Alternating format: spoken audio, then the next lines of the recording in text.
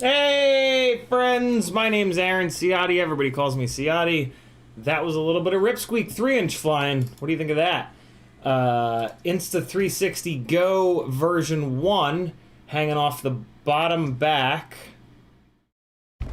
Is there ever going to be a day that this computer doesn't just betray me? And then Runcam Hybrid on board towards the end there. In the chat, MotoRef FPV, Grizz FPV, Paul McDonald, JRB, Matty Fleisch, Remy Tim is here. Him and Paul McDonald are chatting. Dan Richmond, Drone Drops, and Patio Patterson. What's up, friends? This is my full-time job. If you'd like to support me, head on over to CiottiFPV. This is what it looks like. Patreon is the most important thing to me being able to survive. It'll cost you as little as $3 a month, which is 10 whole cents a day. The day is not sitting in front of you anywhere. Yeah, so true. So yeah, join the Patreon. There's all kinds of good stuff going on over there. Articles on how to PID tune the easy way, how to filter tune the easy way. how to troubleshoot all kinds of good stuff, notifications for all of the times that I'm going to be streaming, lots and lots and lots of good stuff going on over on Patreon. Here's my YouTube and my Instagram. Over on Etsy, I've got stickers and hardware. Over on Fiverr, I've got a whole bunch of cool stuff going on. Teespring with some t-shirts and mugs and sweatshirts, all really high quality shirts. FPV Exchange, if you're not on there yet, you need to be, you're missing out. And then if you ever find yourself doing an order on one of these websites, if you can do me a huge favor and hit one of my affiliate links before you check out, I'll get a bunch of money for free. FPV Cycle, Amazon, Get FPV, Oh My God's Site, FPV Crate, Banggood, Camera Butter, or AliExpress. And then if for some reason you want to PayPal me some money directly instead of doing a super chat so that YouTube doesn't take 30%, you can do it here. There's my Facebook. There's FPV Therapy, a Facebook group that I set up a little over a year ago for those of us that fly FPV and also have mental health issues to hang out, share stories, and try to get better together. Here's a link to the Discord. Without being on Patreon, you can still get access to the Discord. You just won't get access to everything. And then here's a link to a YouTube video about BattleBots. Over on Etsy, here's a bunch of the stuff that I've got. Here's all the beautiful stickers, and then a whole bunch of rando hardware that might help you out when you're doing some building. Here's Fiverr. If you want some video editing done, I'm now sending that over to FPV. He will make you look like a better pilot than you actually are, as he has for me a couple of times now. The jobs that I'm working on are flight instruction via the simulator, Velocidrone or Liftoff. So if you like the way that I was flying in any of my edits or the beginning of the video, I can help you fly more like that. I'm doing tuning so that you have a tune that's specifically kind of dialed in for your rig and the way that you fly. Also specking out the best parts for your rigs. Don't buy garbage parts and then waste hundreds of dollars on them. I've done that for you. I've bought all the garbage parts. Let me help you, and you'll build a better rig on the first shot. And then Remy Tim is doing some FPV mentoring over on Fiverr. So if you've got anybody that's brand new, or if you just have basic questions, Remy Tim can help you out. If you book through me, I'll refer you over to him, although he has his own Fiverr page under Remy Tim. Here's a bunch of the t-shirts and mugs and sweatshirts and long sleeve t-shirts and hoodies and all kinds of good stuff going on over on Teespring. These are all premium, as you can see. Premium tee, premium long sleeve, premium pullover. That's why the prices are so high. But like, if you have one or two shirts in your collection of t-shirts that are really good quality and you really like wearing them, that's what these are. Spend a couple extra dollars, get a really soft, really comfy, really good fitting shirt, and you'll feel a little bit better about yourself, and it'll only have cost you a couple bucks. Here's my little store on FPV Exchange that Zanakis set up for me. It's linking over to the Etsy page to show the stickers and some of the hardware. Here are some of the items that I am selling directly through FPV Exchange. These 3B motors, for example. If you choose to sell something on FPV Exchange, every time anybody searches for that item, they're going to see the major retailers that sell it, but they're also going to see that you're selling it, and you're going to be on the top of the list. That is the beauty of FPV Exchange. If you don't go over there now, I will eat your family. Moving right along, tonight we're going to be doing some 5-inch stuff, since it's 5-inch Friday. Come on, YouTube. Get with it. There we go. Yeah, since it's 5-inch Friday, we're going to be doing some work on a handful of 5-inch rigs that just need a little bit of love. One of them might actually only need a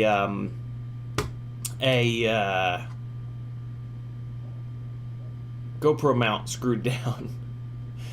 Oh, by the way, in the chat, if you'd like to talk directly to me, all you've got to do is type my name like a Spander and Audrey FPV did. Type CiottiFPV, it will light up in orange, and I will know that you're talking to me. Your other option is to do a super chat, but quite honestly, you know, I'd rather you join my Patreon or buy some stickers or buy a shirt or hire me on Fiverr or something like that. So just tag me, and I'll read it.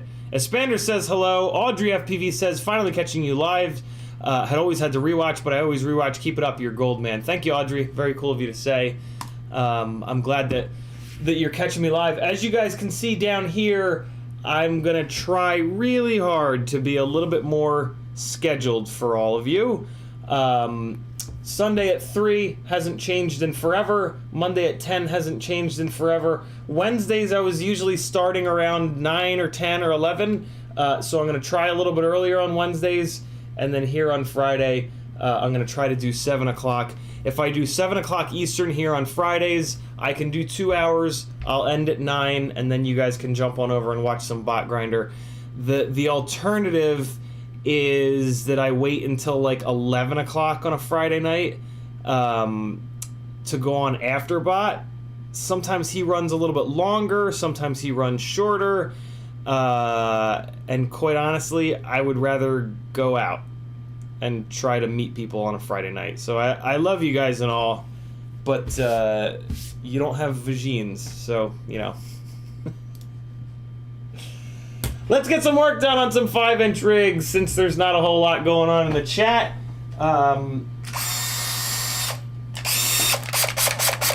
I did, sorry to anyone that's now deaf, dumb, or blind.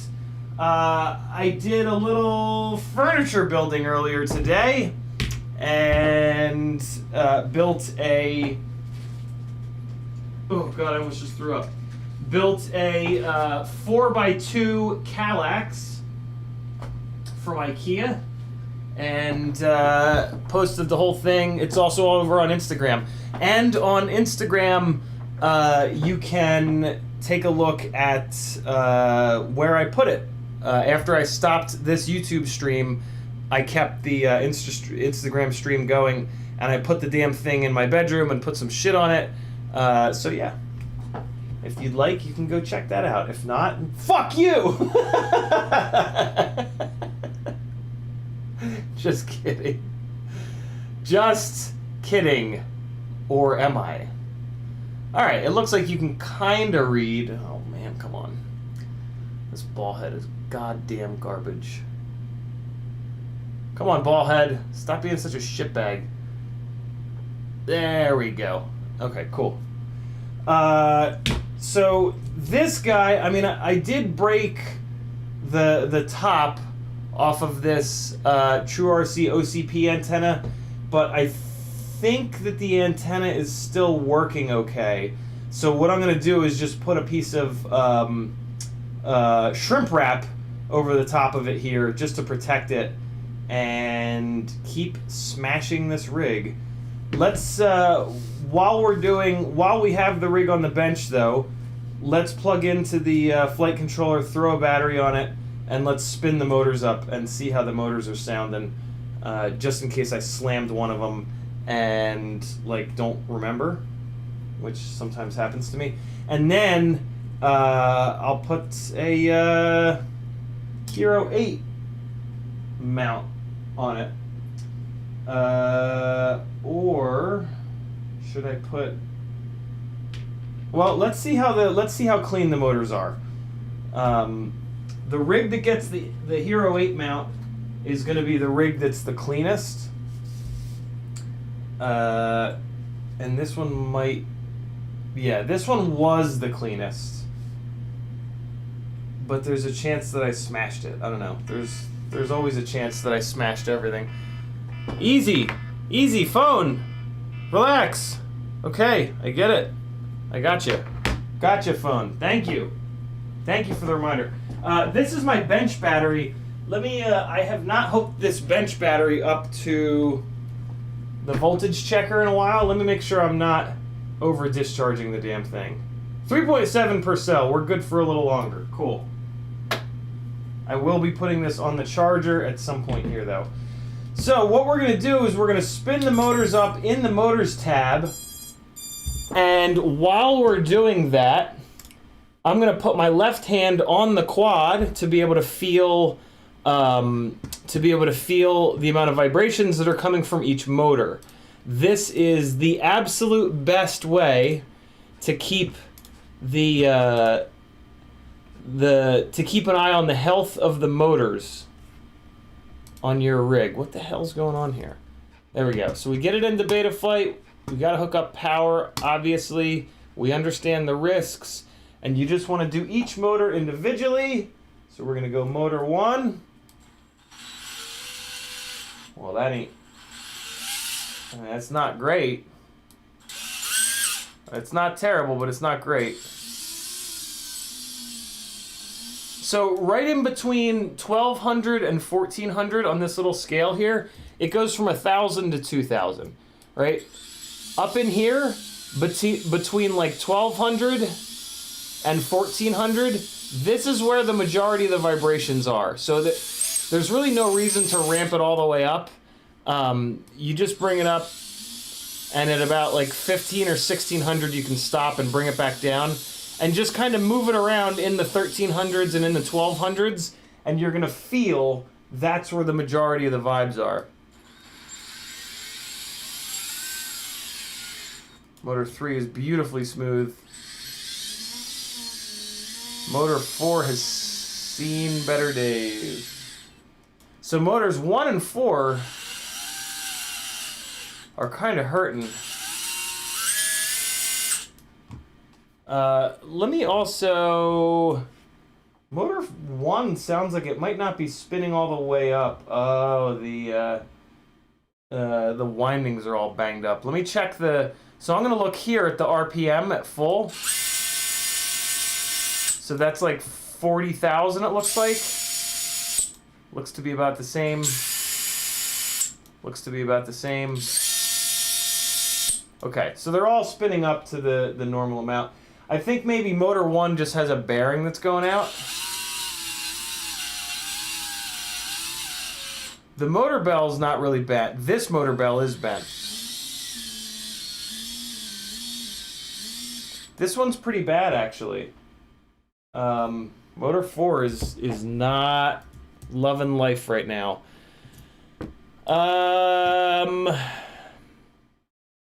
Interesting.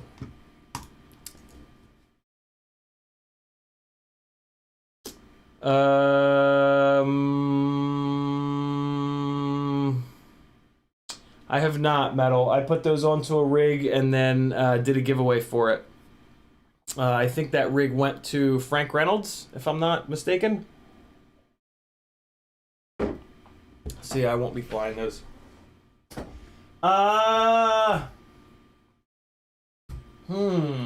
Well, since I am going to be putting the hero mount on this thing, and this is going to be a more cinematic rig, I am going to pull this this motor bell off. If I was planning on running this rig freestyle, I would not be doing this. But I'm going to pull this motor bell off.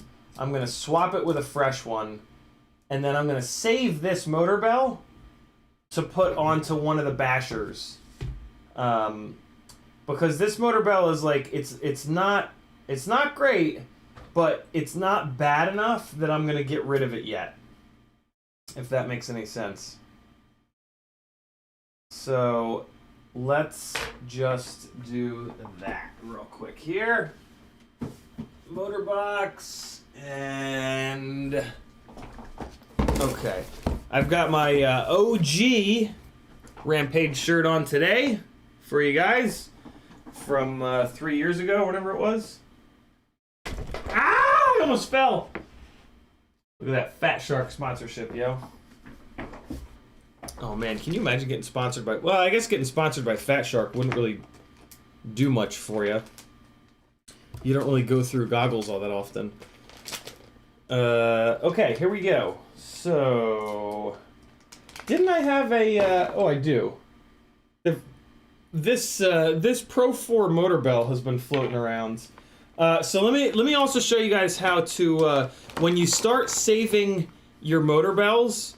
there's a really easy way to test them to see which one is the cleanest. So I've got this one that I've saved. This one's been bouncing around on the floor, which probably means that it's bent, but we're going to test it anyway. And then here's the one that just... Shit. Here's the one that just came off of it. And the little The little O-ring just fell off, so hold on, let me find it. I know exactly where it fell, though, so it's got to be here. Nice and close. There it is. Okay, cool. So here's how you test these things. Now I don't know which one's which, but that's fine. Okay, so this is the one that just came off. So usually I can kind of back-to-back this a little bit more, but because the three of these don't have the little O-rings, it's going to take an extra second, but it's going to be totally fine. So you remove the motor bell, and you don't worry about putting the screw back in. You basically just drop the motor bell down in the stator, spin it up, and then swap to the next. Spin it up, swap to the next. Spin it up, swap to the next. So here's the one that was on there. We're going to put that on first for our baseline. And we're going to come into the motor tab. OBS, really? You're going to fuck me this early in the stream? Hold on. I got to restart OBS. It's already being a jerk off. Hey, all the problems last week, they were all OBS problems, by the way. I'll be right back. Stream is going to pinwheel for a second. All right, we're back. And... Cool. Come on, come on, come on. Come on. Come on. Come on. Come on. Excellent condition. Okay, cool. So, here's how you do it. Oh, the keystrokes work again. Thank you, Jeebus. Motors, understand the risks. And it was motor 4, so we're going to get our baseline first, and then we're going to start swapping them. I'm going to give you guys this camera. So here's our baseline, one hand on the rig. Just move it up and down between 1200 and 1400. All right. And you can actually just leave it. Pull the bell off. Pull out the, in this case, I need to pull out the washer and the little rubber grommet. I gotta transfer them to the next bell. I think this is the one that was banging around on the floor, so in theory this one's fucked up. Move the rubber grommet and washer over, put the new bell on, hand back on the rig, ramp it up and down again.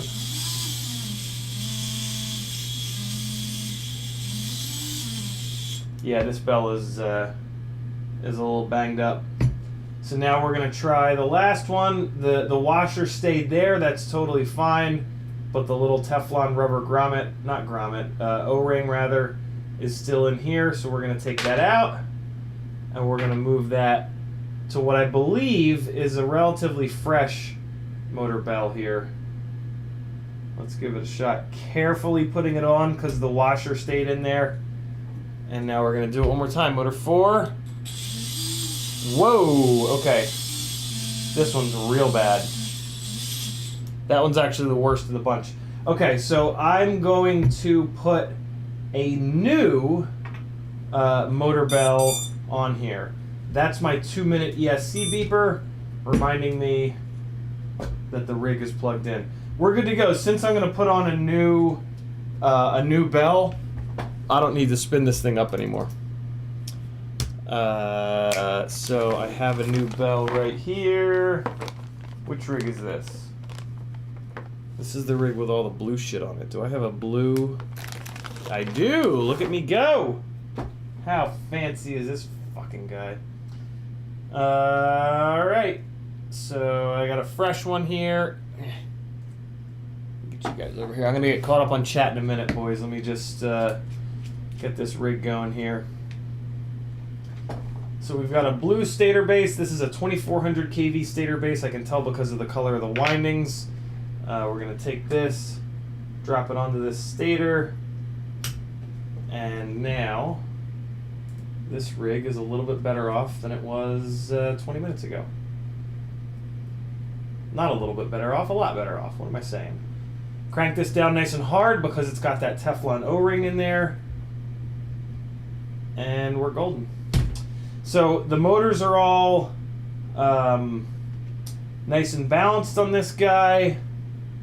I'm going to take this and just screw it into here. I am going to save these motor bells because they're not that bad.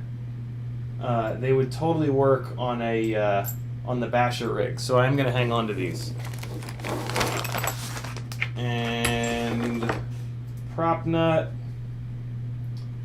and we're good to go. Let me just give it a quick once over. Looking for broken carbon. Everything looks fine. This has got one of the new gen base plates on it. Take it corner to corner. I'll show you guys here.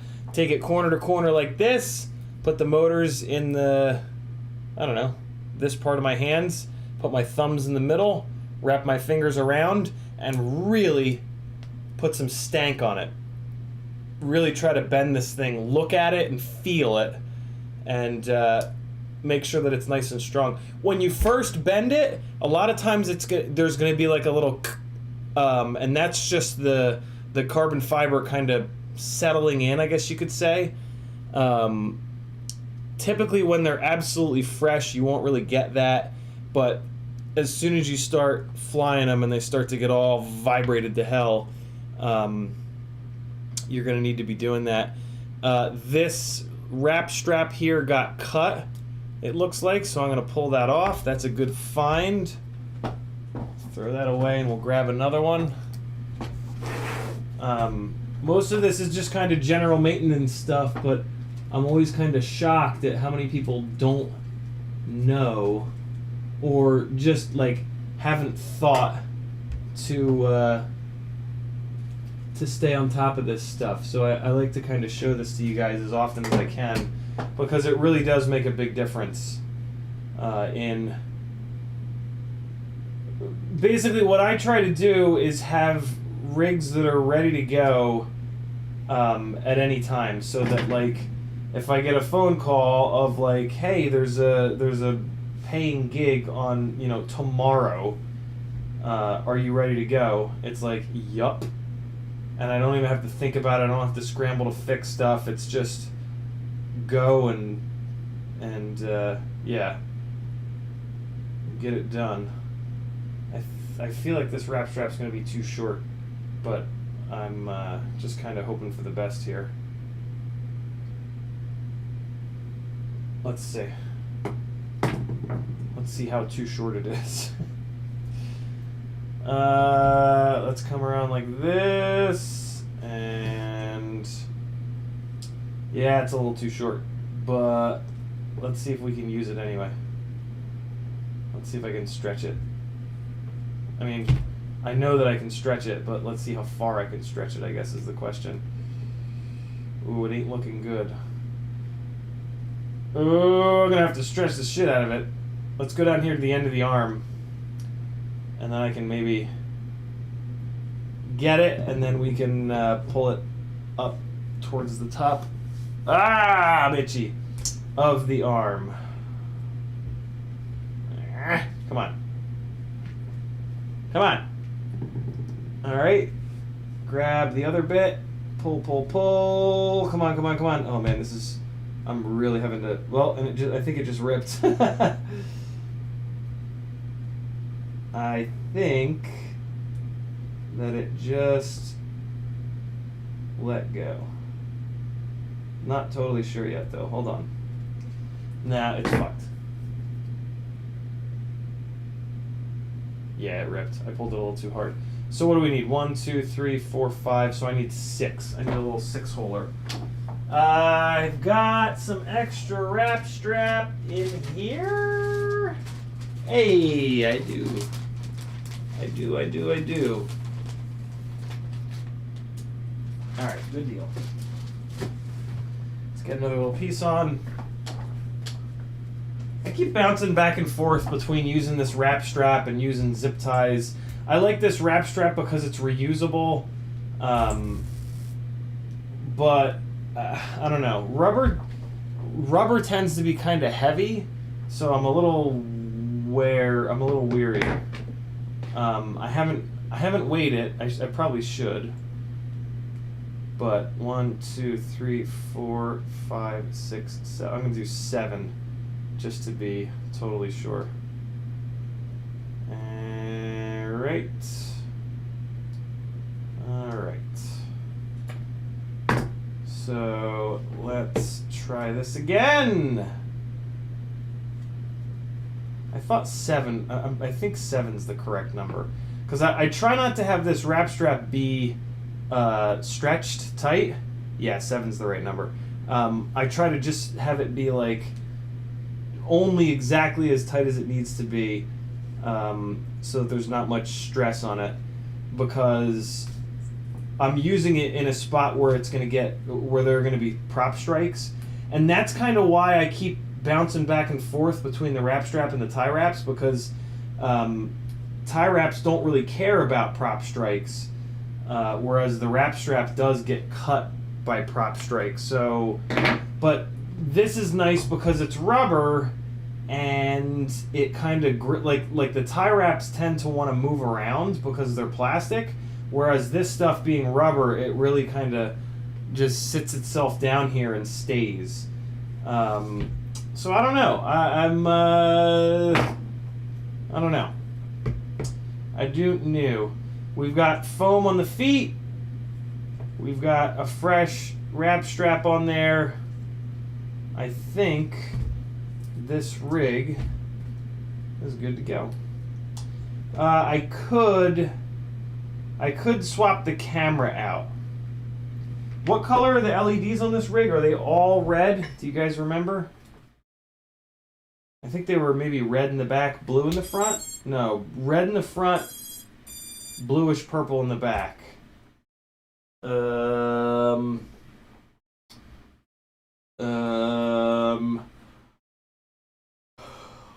Oh, and I do want to put a little piece of shrimp wrap around this. So let me take care of that right now before I forget. That is a little too small.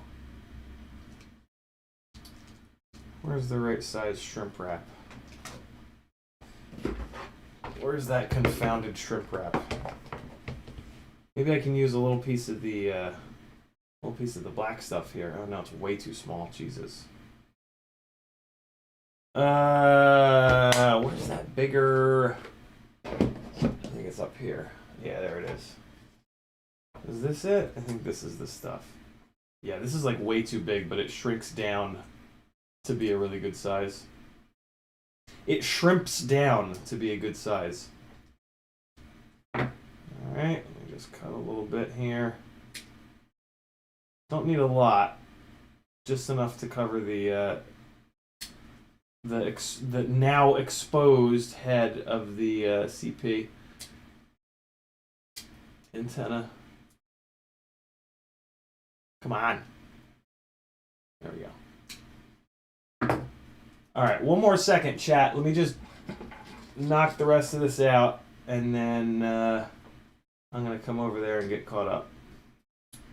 So we're going to put it like that, and then I'm just going to take my little stupid tiny torch thing and fire some heat at it to get it shrimping rather. And we're going to shrimp it up a little bit here. I'm going to push it down just a little bit to make sure that it gets really good contact with the plastic. Otherwise, it's going to just want to fall the fuck off the first time I hit it really hard. Alright, that should be good. Although, let me... Hold on. This one spot is kind of being a dick. There we go. That's better.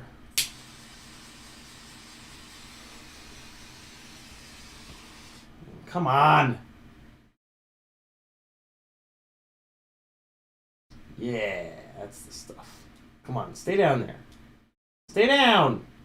Yeah, whatever. It'll be fine.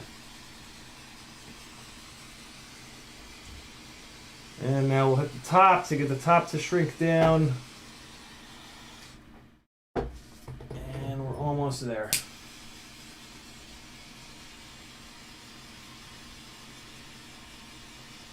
Alright, so now this antenna is going to last a little bit longer with the top cap blown off.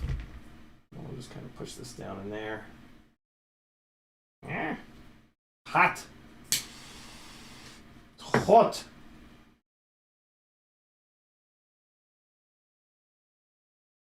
Use something to stick it down there. Come on, get in there. Stay in. I would love for you to stay in there. There we go. Cool. So yeah, now we extended the life of this antenna a little bit. A little more life out of it. Nothing wrong with that. Okay. Let's throw this fella on, and we will have a 5-inch Hero 8 carrying rig. It's nice to have a rig to carry the Hero 8, a normal rig to carry the Hero 8 on, like, not... So the chase rig has a 40 degree. Well, you know, I might actually put a 20 degree. Do I have a 20 degree Hero 8 mount? I feel like I do. I feel like it's this one right here, isn't it? Yeah. So I'm actually going to put a 20 degree... No, I'm not. No, I'm not.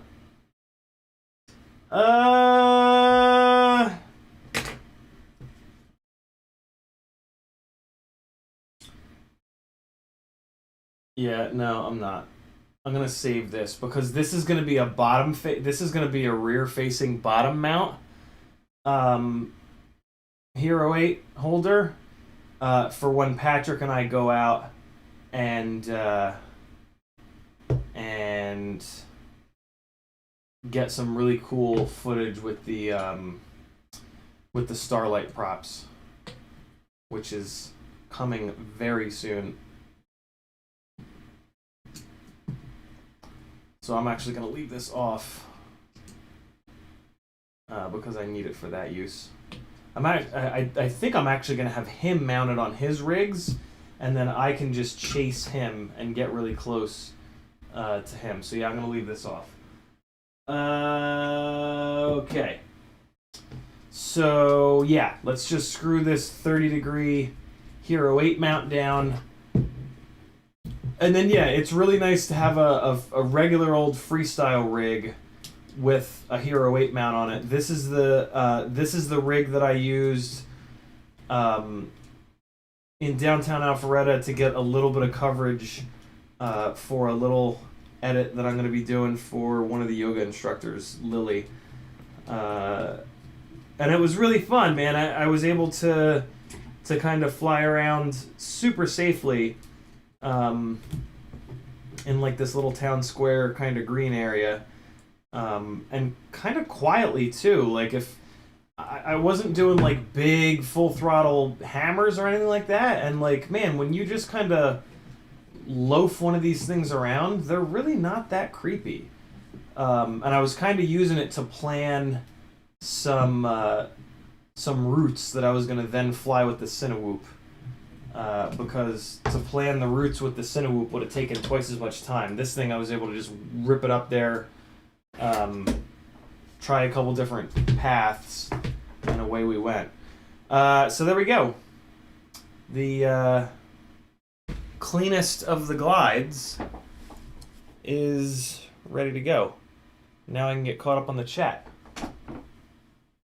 Throw this up here where it belongs, and I'll get caught up on the chat, and then we will move on to the next rig, because there's always another rig in need of repairs around here.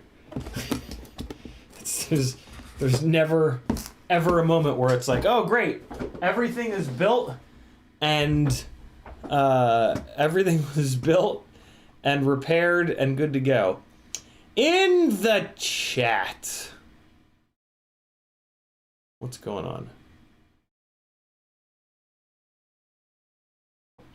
FPV Trucker says, I'm still around just trying to get back into my trucking groove. Sounds good, brother. Keep at it. Audrey FPV says, I know it's 5-inch Friday, but any thoughts on 3.5-inch, like Gep RC Smart 35 analog version? It's a good question, Audrey. 3.5-inch is the correct propeller size for a 250-gram rig. The problem is, there's really no reason to build a 350-gram rig for me on analog. On DJI, there's definitely a reason to build a 250-gram rig because DJI is so much heavier than analog. I mean, I guess it's not that much heavier. It's roughly just 10 grams heavier. But yeah, I don't, like, I'm very curious about the 3.5-inch thing, but it won't fly right on a 210-gram all-up weight rig, which is what I fly in terms of micros, because that's really at the moment the best for me. Let me preface it with that. For me, the best HD camera for micros is the Runcam Hybrid. It's on board, so it's protected. It's pretty damn durable, and the 4K footage looks really, really good. That's some of what. Here, I'll give you a little bit more Runcam Hybrid footage from yesterday while I talk over it. So the computer's not going to love it, but whatever. Ignore the choppiness. That's this computer being a piece of shit. This is when I was kind of troubleshooting it. The ESC is starting to shit the bed. Here's where I'm actually flying it. So yeah, at the moment, this camera is my favorite HD cam, and it's only like a 13-gram payload, and at that payload, there's just sort of no real reason to have a 250-gram all-up weight rig. So yeah, I don't know. Moving up to 250 all-up, it would allow me to run a heavier battery and a slightly heavier frame, but I don't know of any. There really aren't any frames that I'm super interested in at that number. And then we have to go through this R&D cycle again to figure out what the right motors are for 3.5-inch. So yeah, we're just now at a point where we have a couple really good options for the correct motor size for 3-inch props at this all-up weight, with the Toka 1505s, the Brother Hobby 1504.5s, the Emax and RCX 1306s, and the potentially the iFlight 1504, which is now gone. I don't know where I put it. I put it up here. I have a set of these coming. Actually, they might even be in the mailbox right now. So yeah, we finally have some good motors. I'm willing to bet that what the hell just happened? Where'd it go? What? I'm willing to bet that the X-Nova 1804s will be really good on the 3.5-inch props. So that'll be super interesting. I'm loving that idea. Or maybe they won't. Or maybe they'll be they'll be good. They'll be really good. But I wouldn't want to put those onto a Ripsqueak, I don't think. Or maybe. Well, I mean, there aren't 3.5-inch arms for the Ripsqueak yet, so we can't even do it yet. I don't know.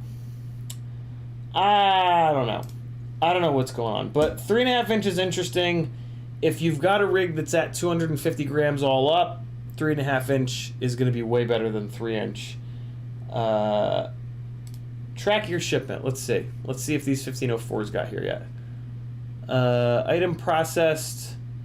Shipping to foreign country. Item has arrived in foreign country. Item processed. What the hell does item processed mean? I wonder if that means that it's sitting in the mailbox. International shipment has arrived in a foreign country. Man, the shipping info is pretty worthless on this. Let's go to Canada Post's website. Okay, still in transit. Okay, cool. Expected delivery. What? Wow, man. I should have just ordered them from Japan land. They would have been here in the same amount of time. That's really annoying. Whatever. So yeah, that's the deal with 3.5 inch. The Apex micro frame is interesting, but it's a little too heavy. It's also awful expensive. The QAVS micro is also really interesting, but there were a couple reports really early on of the arms breaking, which kind of scared me. I don't know, maybe it's fine. I really wish that there were 3.5 inch ripsqueak arms, but 3.5 inch is absolutely brand new, so it'll probably be a while before we get that.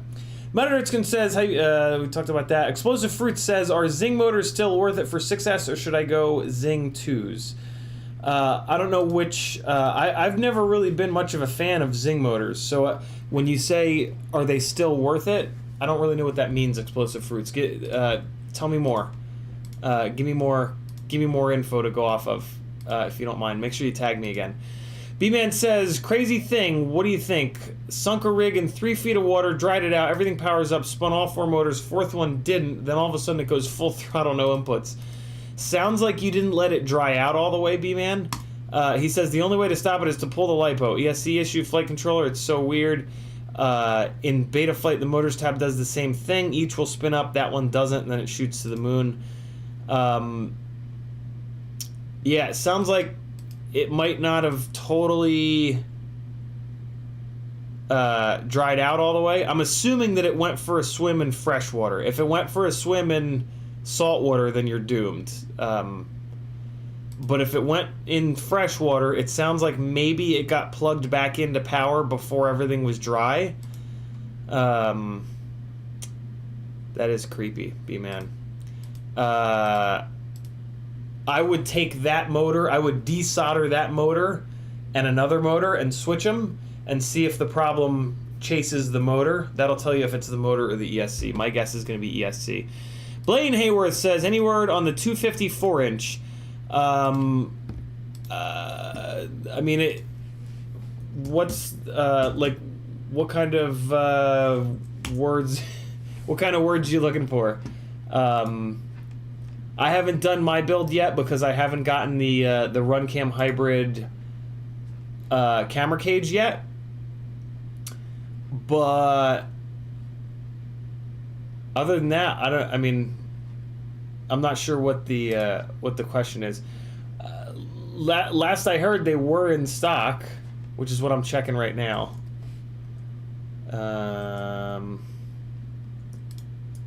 Let's see. Batch 4 pre-order. US where? So there's the 4-inch. Oh, out of stock. Yeah, I don't know. I mean, they'll be in when they're in. I don't really have any secret info, unfortunately. Last I asked Tommy, they were. Last time I asked him, he said it was in stock. So maybe it was in and then it sold out. Or, but you know, he's a super busy guy, so I try not to just bug him kind of constantly about this stuff. I don't want to be that guy. You know, every couple days, like, hey, is it in? Hey, is it in? Hey, is it in? Hey, is it in? So yeah, just keep the website up in a tab, I guess, and it'll be in at some point for sure. Ruby Tim says, finally getting some action, getting fucked by OBS. Better than nothing, I guess. YouTube just did the thing, scrolling back up. Dauntless FPV saying hello. Brandon's Baked Bean says flying around those yoga peeps was cool. The focus on the dude was weird, but I get you got to balance out the footage. Yeah, it was his event, and he's a very well-known guy in that space. So yeah, he's a really cool guy as well. He's a super cool dude, Michael. Really, really chill fella. So. Brandon's Baked Bean says, CiottiFPV has DJI goggles now? I do not. No, I probably never will. Chris Croft says, what are your thoughts on the QAVS mini frame? I think I just talked about it, but it's really not for me. I don't have a reason for a frame that's got two 20x20 stacks. That doesn't really do me any good. I would rather have a shorter frame. I would rather have a shorter frame that's lighter with one 20x20 stack that I can put ESC flight controller and then RunCam hybrid board. Double A, I'm doing well, man. How about you? Bob Noxious says, ordered the RunCam Split 3 Lite Micro. I don't even know what that is. Asking me for my thoughts on it. One of those little guys. I don't have any experience with this one, but I did have an experience. Oh wait, no, yeah I did. I had this, so if you go back to my Tiny Trainer build, my Tiny Trainer HD build, I think this is what I put into the Tiny Trainer HD. It was just like all the other split cams. It seemed like there was a lot of latency. The way that they get their FPV image is by cropping in on the HD image. So the quality of the FPV feed is pretty bad. But the footage is pretty good. The HD footage out of them is actually kind of shockingly good. It's just, it was very, very hard to fly because of the latency and because of the lack of quality to the FPV image. So it was difficult to fly. But if like you're putting on a tiny whoop or something, like I was putting on a 3-inch rig that made some pretty decent power. On a tiny whoop, it would probably be fine because you're going slower and you're just kind of bumming around. But yeah, I was not super impressed by it, unfortunately. But again, for a tiny whoop, I think it would be kind of cool. I think it would be kind of interesting on a tiny whoop. Explosive Fruit says, I mean, are they worth it in 2021 or are there better options out there? What are we talking about? I still need more info, Explosive Fruits. Like Zing, there are a lot of Zing motors. There are, 0802s all the way up to like 3007s. You got to give me more to go on, brother. I'm sorry. I should have mentioned that. That's my fault. Drody Droid says, Canada Post lists the maximum delivery time and adjusts along the way. 2 packages arrived 6 to 8 days earlier than quoted. I am in Canada, though. Gotcha, Drody Droid. Thank you for that. Grizz FPV says, the arms are the only thing different, just by the arms. Yep, there you go. You could certainly do that with the 250 frame. Bob Noxious says, RunCam 2 camera better... RunCam 2 camera better than question mark. I have no idea what that means, Bob. I'm sorry. Audrey FPV says, exactly what I was thinking. 3.5-inch Xnova 1804 RunCam split. I would not recommend the RunCam split. I never recommend any of the RunCam splits. They're just almost impossible to fly through. And a big battery for longer flight time with an all-up weight of 250. You're not really going to be able to do that much bigger of a battery. 250 grams all up weight is going to come up really fast. By the time you put the 1804s, by the time you do the 3.5-inch props, which are going to be heavier, and then whatever frame you get, the arm, it's going to be a heavier frame than the Ripsqueak. So you're going to add on like 10 or 15 or 20 grams because of the frame that can clear the 3.5-inch props. you're going to be at 250 at that point. So you're probably not going to be able to go to a bigger battery. You're going to be stuck with like a 4S 650 or maybe one of these new GNB 4S 700s, which is fine. I mean, one of the things with micros is that you sacrifice runtime. Like micros, you just don't get 5 minutes of hard freestyle flying. It's just, you just don't. So yeah, that's where I think that would be. Explosive Fruit says, talking about 6S motors, new to 6S, so it's a gray zone to me. Sorry for not being clear. So I don't even need to know about 6S or 4S or whatever, because like the KV of the motors is kind of a moot point at this point, now that we have motor limiting. So like 6S, 4S doesn't really matter. What I really need to do is like motor sizing. Is this a tiny whoop? Are you getting 0802s? Is this a 3-inch rig? Is this a 10-inch rig? Tell me everything you can possibly imagine, Explosive Fruits, and then I'll be able to give you some feedback. Sorry, brother. Audrey FPV says, also in Europe, 250 is kind of important with the new laws. Yeah, it certainly is. Bob Noxious says, what are you using on the 3 inches for recording video?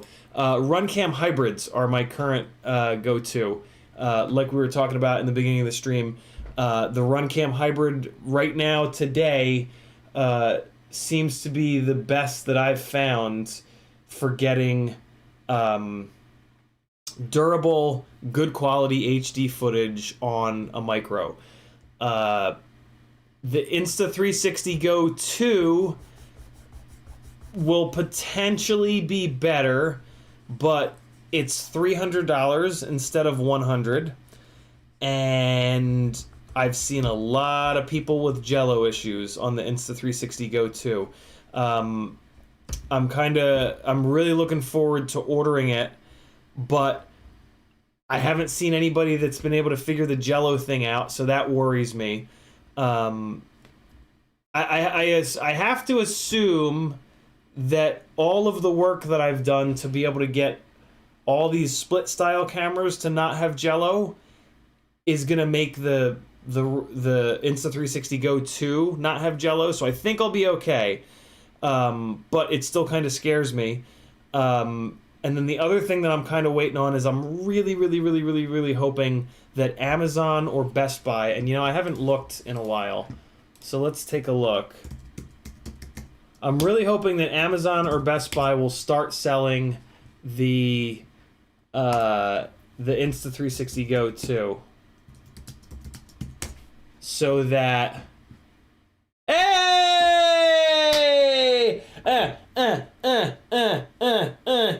thank you, Insta360, for selling this on Amazon now.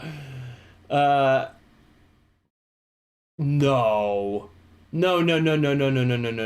Don't tell me they don't have the warranty. Oh, come on, Amazon, you pricks. The whole reason I was waiting for it to come onto Amazon is so that I could get the Assurion warranty on it. God damn it. Well, maybe Best Buy has it.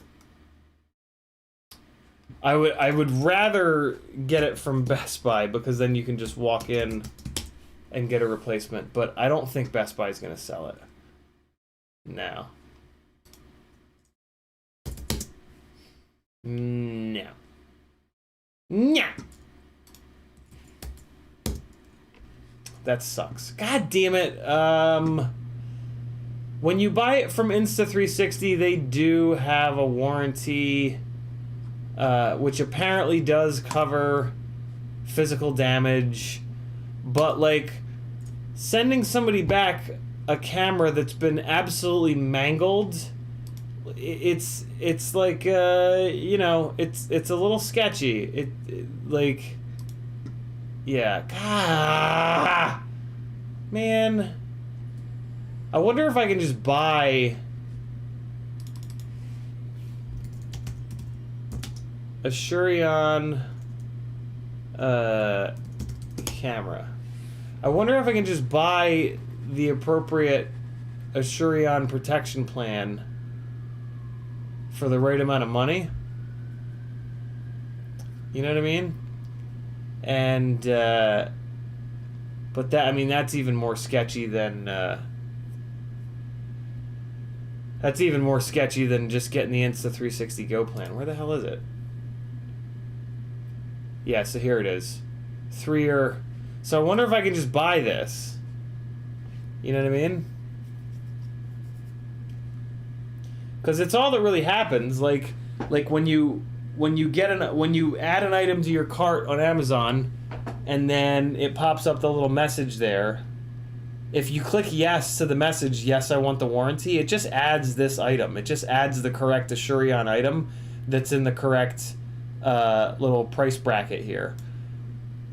But, oh man, I wonder if it like says anything here.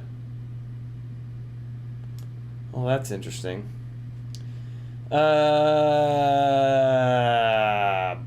Balls. Well, I don't know. Oh, wow, everybody hates it. Everybody hates it. Damn.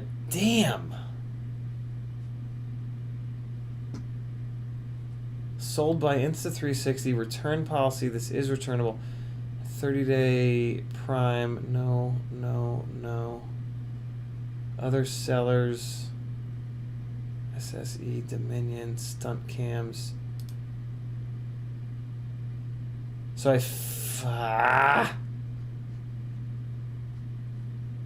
was on music.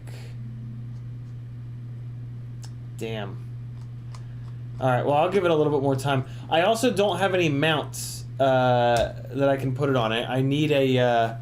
there haven't really been many mounts designed for it, so I don't know. What do we got here? Max says, do you think getting a motor more expensive than the Newbie Drone flow motors would give better durability? Almost guaranteed no on that one, Max. One of the really unique thing, well, it depends. It depends on which Newbie Drone flow motors you're talking about. If you're talking about the 2306.5 Newbie Drone flow motors, then probably not. The 99% of the durability on a motor comes from the motor shaft and the material of the motor shaft. The eco motors, all the other eco motors other than the Newbie Drone flows, use steel motor shafts. Steel is more malleable than titanium. It's also heavier and it's cheaper. What steel is good for is our screws, because the screws that we put into our arms, for example, they're gonna take a lot of abuse, and the steel is gonna bend a little bit, and that's fine. It's okay for the arm screws to bend a little bit. Using titanium in the arm screws, titanium is a little bit more brittle, so the titanium will break, and that's a real pain in the ass when that happens. A motor shaft, you're gonna have a more durable motor if the motor shaft is titanium, because by the time you bend the motor shaft, the motor's ruined. You can't run that motor bell anymore, as we saw at the beginning of the stream here. And titanium is stronger, but it's more brittle. It doesn't matter that it's more brittle, because if you put enough energy into it and it breaks, who gives a shit? If you'd put that much energy into a steel motor shaft, it would have bent to the point where you couldn't use it anymore. So who cares if it flies off completely or if it bends so bad that it sits against the stator and it doesn't spin. So the way to get durable motors is to get a titanium motor shaft. That's going to be, like I said, like 99% of the additional durability of the motor is just going to come from the material that the motor shaft is made of. All of our motors are so cheap that all these manufacturers are using pretty low-grade titanium. So yeah, the number one thing that you can do for durability on a motor is to get one with a titanium motor shaft. The Newbie Drone flows are the absolute cheapest of the 5-inch motors that do have a titanium motor shaft. But you can just look at the specs. Like when you're shopping for motors, just look at the specs. They'll almost always tell you what material the motor shaft is made of. And that's where your durability is going to come from. Max says 2306.5. Yeah, so everything I just said is 1-to-1. Motor Ref says high five. Jack Lanois says, how much does your quad weigh with GoPro? What battery do you fly with, and how much flight time do you generally get? The batteries that I use are down below in the description, as well as all the other technical bits. My glides with the Session 5 are between 600 and 610 grams, depending on what battery strap is on it, which motors are on it. The Pro 2s are a little bit heavier than the Pro 4s. A couple other little things will add a gram or two here and there, but between 600 and 610. Flight time depends totally on how I'm flying and where I'm flying. If I'm flying at a big ass open spot, I might only get 3 minutes. I could also get 5 or 6 or 7 minutes. If I'm flying at like a more technical spot, I'll usually get closer to 5 or so minutes, but it totally depends on how much throttle that I'm using during the time that the thing is up in the air. Explosive Fruit says, so it's an Apex 5-inch freestyle build running 1056S, Holy Bro F7, TBS Pro 32, Singularity, Foxy or Predator V5 Mini. Okay, cool. So what was the original question? I think the original question was about Zings. I don't really like Zing motors, to be totally honest. They're too heavy. The 5-inch Zing motors are too heavy. The 2306s, at least. I don't really know anything about the 2207s or the 2208s. But yeah, the Zing motors are just too heavy for me. I prefer the T-Motor F40 Pro 4s and or the Newbie Drone Flows. I've heard from multiple people that the Zing motors are very durable, but they're not. I mean, titanium motor shaft is a titanium motor shaft, so they're really not going to be much more durable than a T-Motor F40 Pro 4, unless you're looking at the durability of the bell itself. The Zing motors have one of the reasons that the Zing motors are so heavy is that they have a one-piece bell design. And so that bell itself, like the actual motor bell, is going to be more durable than the T-Motor F40 Pro 4. But I almost never retire a motor because the bell has been damaged. It's always because the motor shaft has been bent. So having a heavier motor where the part of the motor that never fails is more durable, for me, doesn't really make any sense. The motor shafts are the motor shafts. When you start bashing these things into concrete at 80 miles an hour, there's not a whole hell of a lot that can be done. So yeah, and typically when I see somebody on Facebook or wherever saying like, "Oh, the Zings are the most durable motors ever," I'll try to ask them like, how often do you crash? What do you crash into? Stuff like that. And usually they either don't fly, or they just started flying, or they don't crash often, or they crash into the grass or trees all the time. And like any motor will be durable in any one of those scenarios. So yeah, I haven't really found any pro pilots that fly the Zing motors, and that says a lot. Maybe I'm just missing somebody, but yeah, I think most of us pro pilots have kind of realized that titanium shaft is where 99% of the durability comes from. Beyond that, you can just sort of buy the motor that looks the coolest. As long as you stay away from TBS motors. TBS motors are notoriously very, very fragile. But everybody else's motors seem to kind of just be... Yeah, I mean, they've all got titanium shafts, and so they're all going to be about as durable as one another. So get the one that looks the coolest or is the right color for the most part. In my experience over the last like 3.5 years of just battering the shit out of 5-inch rigs and trying tons of different motors.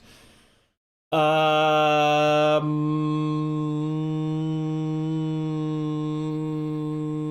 Noxious says, that was what I was trying to get out a minute ago. Sorry, ADHD is rampant tonight. I don't remember what we're talking about, Bob. Oh, the camera has 2 lenses. Yeah. You're on cam hybrid. CiottiFPV says flow state is at 6:30 p.m. What's that mean? Flow state is at 6:30 p.m. I mean, it's 8:10 p.m. here on the East Coast. And flow state is not available anywhere yet.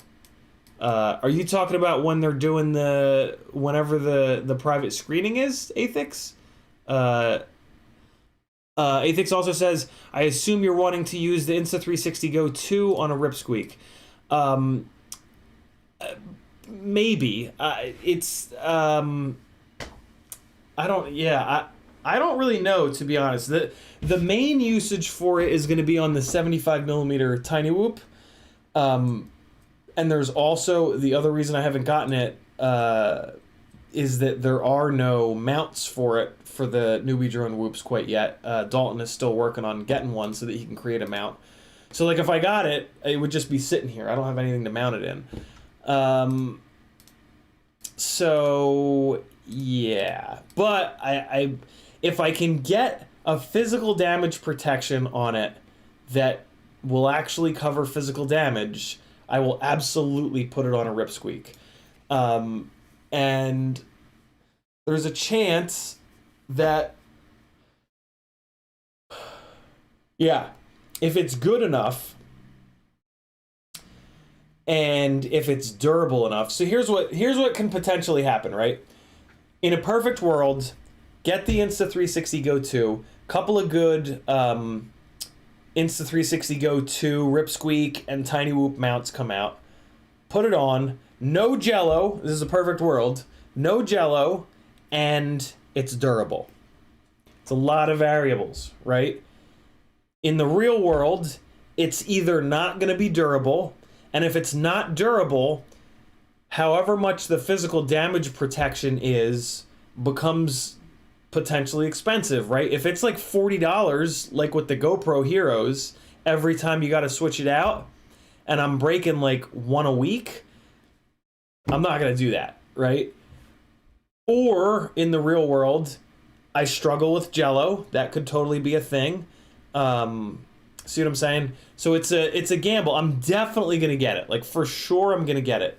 But right now it doesn't really make any sense to get it because there are no mounts for it, if nothing else. But I'm really looking forward to it. I think that on the 75mm Whoop is going to be pretty gnarly. And then we'll see how it is on the ripsqueak. Audrey FPV says, gotcha. So probably better of just building a better off just building a 3-inch 200 to 210 all up weight.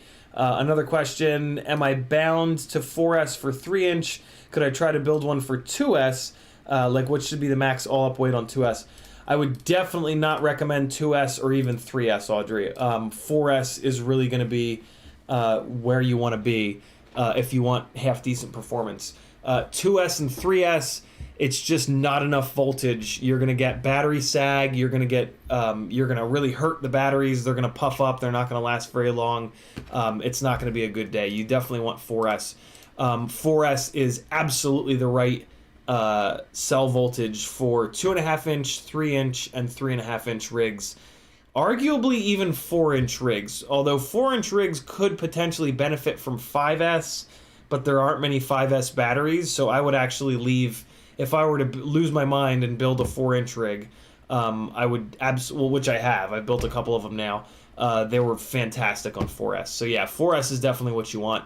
Absolutely no reason to go 6S. Absolutely no reason.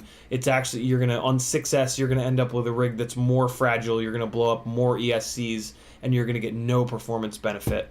So yeah, 4S is really king for micros for sure. Wild FPV is in the house. He says, our 0802 19,000 kV motor is okay for 2-inch props on 1S 21 gram dry weight. I know it's 5-inch Friday. Sorry. Probably not, Wild. I don't even like 0802s on 1.6 inch props. So on 2-inch props, they would just be a nightmare. I also don't think that you're going to be able to find an 0802 with a motor shaft that's compatible with any 2-inch props. So I don't know of a way that you would ever be able to even do that. But yeah, the 0802s are really only a big enough motor for 1.2 inch props. That's the prop size on a 65 millimeter tiny whoop. If you go up to a 75 millimeter tiny whoop, which is a 1.6 inch prop, an 0802 is too small. I did that testing a couple Whoop Wednesdays ago, maybe 3 or 4 Whoop Wednesdays ago. On those 1.6 inch props, you want an 0803, and then by the time you go up to a 2-inch prop, you're going to want like an 1103 or an 1104 or maybe even an 1105 or maybe a 1204. But an 0802 is going to be way, way, way, way, way, way too small. Metal Dirkson says, have you looked at B&H? They sell protection plan from Allstate, but not sure if it's worth anything. B&H wronged me a couple times back when I was into photography, and they can go fuck themselves with a large coarse file or a cactus. It's their choice. They are dead to me, and they will always be dead to me. Explosive Fruit says, my problem with F44 is that they're kind of expensive. I'd love... YouTube just did the thing. Scrolling back up. Problem with the F40 Pro 4 is that they're kind of expensive. I'd love to get them. Are they worth every dollar? So other than the... so, I mean, the Zings are only like $2 or $3 less, as long as you're talking about the titanium shaft Zing. If you're talking about the steel shaft Zing, then it's an apples and oranges kind of thing. But yeah, the titanium shaft Zings, which are going to be as reliable and as durable as the F40 Pro 4s, they're only like $2 or $3 less expensive, and that, you know, that's not a significant amount to offset the fact that there's like a damn near 3 gram per motor weight difference. So in that respect, the F40 Pro 4s are absolutely worth it. If you're talking about the Eco Zings, that's a whole different thing. They're going to be nowhere near as durable. They're going to be much heavier. They are going to be considerably less expensive, but for the same price of the Eco Zings, you can get the other motor that I talk about constantly, the Newbie Drone Flow 2306.5, and it's going to cost the same amount of money, but you're going to get a titanium motor shaft. So yes, it's still going to be a fat, porky-ass motor, but it's going to be way more durable than the Zings. So yeah, I mean, and right there is kind of why I don't see a point to the Zings anymore. Yeah, like they're not... The titanium motor shaft ones are not cheap enough, and then the Eco ones are not strong enough. Like, it's... Yeah. Like, I hate to be so boring and only ever suggest 2 different motors, but why... There's no reason for me to suggest a third motor. The F40 Pro 4 is the best of the premium motors because it's the same strength as all the other premium motors, and it's lighter weight than all of them. And lightweight makes a huge difference. And then there's the Newbie Drone Flow, which is cheap but strong. There are no motors that are cheap and light. Well, that's not true. The Emax Eco V1s, they were cheap and light, but they were also as durable as a block of cheese. And yeah, that's kind of silly. And they didn't make much thrust either. Audrey says, Bob Notch is building a baby tooth right now, first on 1S, but thanks to Ciotti, I was thinking that I could motor limit for 2S later on. Yeah, motor limiting works really great. Motor limiting between 1S and 2S is a little rough. You don't want to be motor limiting all the way down to like 50%. I mean, I don't know what KV you're looking at, but you want to try not to motor limit below like 65%. So just do a little bit of math and you'll figure that out. Wild FPV says, is there a big difference between 1102 and 0802 motors from efficiency and power? Huge difference in power, probably a minimal difference in efficiency. The 0802 motor is going to be struggling so bad in comparison to the 1102 that any efficiency increase from it being lighter weight is probably going to go out the window because it's going to be working so hard. Assuming that you're putting these on a bigger propeller. If you were to put them on the correct propeller for the 0802, which is a 1.2 inch, then the 1102 wouldn't make any sense. And there would be a big difference in efficiency because the 1102 would be way too big of a motor. So yeah. CiottiFPV says, Grinder 2 motors have shitty bearings. Most of these motors have the exact same bearings. I think the Grinder motors are made by TBS, and the bearings and a bunch of other things kind of plague all of the TBS motors from what I've heard from the people that have tried to run them and just kind of seen over the years. So that's probably what you're seeing there, Youper, is that, yeah, TBS is a very successful company, right? They're making good money. So it seems, maybe, this is total conjecture, but it seems maybe they've cut some corners to reduce the cost of their motors to produce them. And that is potentially why so many people have so many durability problems with TBS motors. Most pro pilots that have had a sponsored motor with TBS have moved away from them because of this reason. Because it's a nightmare, right? Like it looks terrible for you to put your name on a motor and for them to be fragile as hell. So yeah, I know most folks have moved away from TBS. Julian Vintage says, "Are Mr. Steele's motors made by TBS?" They certainly are. They're very lightweight. So and so those motors kind of have a double problem. The one problem is that they're made by TBS, who's kind of notorious for having fragile motors, but they're also lightweight. They're also very lightweight. And lightweight means fragile. So the Steel, I mean, like, I've never heard from a single person that's run the Steel motors that the only thing that I ever hear from people that run the Steel motors is, yeah, they're really light, but my God, are they fragile, and I'm so tired of replacing them. And they're expensive, man. Christ, these new ones are $30 a motor. Like, they fucking better be durable. These V4s better be really durable for $30 a motor. That is a big ask, man. Whoo, boy. I don't know, man. T-Motor F40 Pro 4s. I think they're lighter weight than these new Steel motors, and they've been durable forever. So, absolutely no reason not to buy them, in my opinion. I thought it was really funny when Ethics posted about the new motors, and It's Blunty commented on the thread, and he said, "So are these ones actually going to be durable, or what?" And Ethics replied back, "Why don't you go find another lightweight durable motor?" "Oh wait, you can't." And I started typing, what about the T-Motor F40 Pro 2 and Pro 4, which have been just as lightweight and miles more durable. And then I was like, no, don't pick fights, you idiot. And I just deleted it all and moved on. AthixFPV says, sorry, July 7th. YouTube just did the thing. AthixFPV says, sorry, July 17th before Flow State. Are you going to try to meet people, maybe a fly session before? Yeah, when the Flow State screening, so it looks like it's July 17th. Let me put that in my calendar.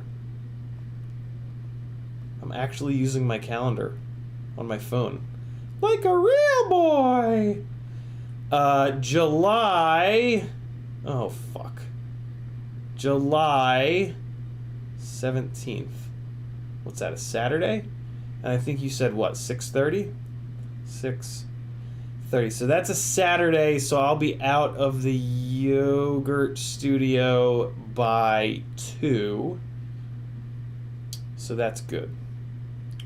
Flow State. 6:30 alert. 2 days before. Second alert. 1 hour before. Add. Yeah, for sure there's going to be... there's going to be 140 pilots here in Atlanta. So... I guess... those of you that are going... those of you that are able to go to Flow State, make sure that you let me know. And I guess what we'll do is I'll take you guys out flying. Because with 140 pilots coming to Atlanta, we're going to kind of fill up all the spots, and we can't just all go to the same spot. So, yeah. We will... all of you guys that get a ticket, just let me know. And, shit, depending on how many of us there are, we might even need to split up in half. Because I'm not going to bring 30 people with me to a flying spot. That's just pointless. Everybody would get one battery, and that's dumb. What I'll do is I'll get maybe one or two of the other local guys. We'll break ourselves up. I'll pick like 2 or 3 different spots, and then hopefully like Patrick would be willing to host a bunch of you guys, and then maybe like Adam or Glenn or one of those guys, and then we can cycle through 3 different spots. Maybe like Stables, and then the corner dive building that's here, and then maybe the tree tunnel spot, and so that we can... It's all going to depend on how many of you guys there are. But yeah, I'll make sure that everybody gets some batteries in, gets a bunch of batteries in, and I'll make sure that we hit a couple spots that you guys know really well. It's probably going to be best for you guys to just hit my Alpharetta spots. Like if it's going to be the only time you're ever in Atlanta and you want to hit like the really big famous spots, you're going to sort of be on your own, I think. I'm not even going to try to go to any of those really well-known spots because it's probably just going to be a total shit show with 140 pilots in Atlanta. So, yeah. Bob Noxious says a baby tooth. I don't remember what we were talking about, Bob. I apologize, man. And I'm getting kind of behind. So, tag me again, and if there was a question you were waiting on the answer for. Sam Burns says, what do you think about the Brother Hobby 2004 3150s for the Apex 4-inch? I've heard... So I have those motors on my Cinesplorer. Previous to them being on my Cinesplorer, they were on a 4-inch prototype rig sent to me by FPV Cycle, Bob Rugi. And they were phenomenal on there. But I've heard multiple people having durability issues with them. So and the Apex 4-inch is a very, very, very heavy frame for what it is. And it's also a frame with 4mm thick arms. So it's very heavy. So when the motors hit the concrete, they're going to hit really hard. And then the 4mm thick arms are not going to break. So the motors are going to take even more abuse because the arms are never going to break. So this is the main reason why I'm not really interested in the Apex 4-inch. The frame is just too heavy and the arms are too thick. It's just a bad combination, in my opinion. So, yeah. If I were to build an Apex 4-inch... I would not necessarily get those Brother Hobby VY 2004s. I think that frame is fat enough that it's going to need a 2004 for sure. If not a 2004, then it's going to need like an 1806 or an 1805, but I don't know of any of those that run smooth. I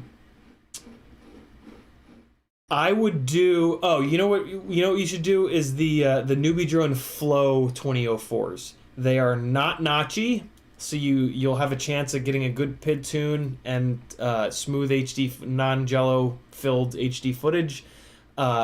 and they're cheap, so you're going to be able to replace them all the time. Hell, you can even buy an 8-pack of the damn things. That's what I would do, because an Apex 4-inch is going to just annihilate motors. Like, you're going to be going through a motor or two every flight session if you crash. So yeah. Explosive Fruit says, perfect response. So what would I get, the F40s or the F60s? That's a totally personal decision, Explosive Fruits. 2306 versus 2207 is 100% whichever you like the flight feel of better. I unfortunately can't answer that for you. Go-Kart Mozart says, have you got to try the FPV Cycle 5-inch motors yet? I have not. I'm waiting for the the new ones to come out with the proper bells. Sam Burns FPV says, what do you think about the Brother Hobby event? We talked about that. YouTube just did the thing. Scrolling back up. Audrey FPV says, got some 1202.5, 11,500 kV. Was thinking of motor limiting them down to 8,000 kV, so it should be 70% if my math is correct. You can adjust the motor limiting in the OSD. I don't even really bother with the math at this point. I just take a stab at it initially and then put the rig up in the air, and if it's too much power, you just go into the OSD, you go into miscellaneous PP, scroll down, and it's right there, motor limiting. You can move it up and down to get you the right amount. Bob Noxious says, sent you a message on Patreon. Thanks, brother. I will check it out either tonight or tomorrow. Corey Gamble says, just got my invite. I'm down if you are. Very cool. As we get a little bit closer, no. Do this. If anybody has gotten their invite yet, message me somewhere as soon as you can, and I will start a list. When you message me, tell me your YouTube name, tell me your human being name, and tell me the best way to get in touch with you. Yeah. Make sure you tell me those 3 things, because I'm going to need to get in touch with you.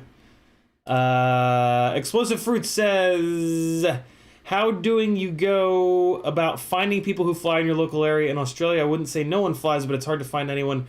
What do you suggest me doing? So when I moved to Charleston, I had a hard time finding people that flew. So I went on Facebook and I made a group called Charleston FPV. That naming convention is important. Charleston, because it was the city that I was in. FPV, because that's what we fly. You might even want to put the word drones in there. Charleston FPV drones would probably have been better. So that anybody else that lives in Charleston that goes on Facebook and searches for Charleston and drones and FPV will find the group and join the group. You can also you can also like make it a little bit more broad than that. This is just basic SEO that you're basically gonna try to wrap your head around. You can make it so Charleston is a big town, and there's really no other big cities within driving distance, so that's why I chose to do Charleston FPV. If I wanted to attract more people, I would have done South Carolina FPV drones or something like that, right? Just get your headspace into what the hell is somebody going to search.